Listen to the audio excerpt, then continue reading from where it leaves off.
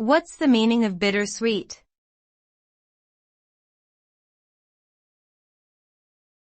Bittersweet.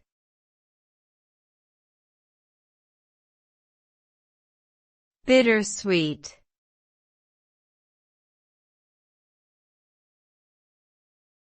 Bittersweet.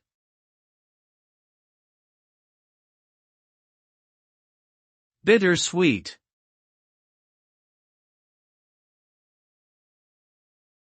Bittersweet is an adjective that describes a mixed emotion or experience that contains both positive and negative elements.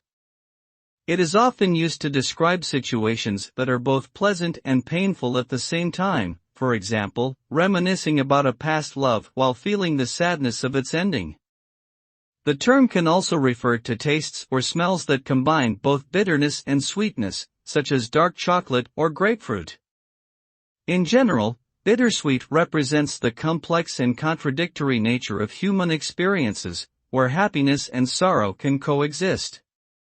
It is a reminder that life often presents us with challenges that bring both joy and sadness.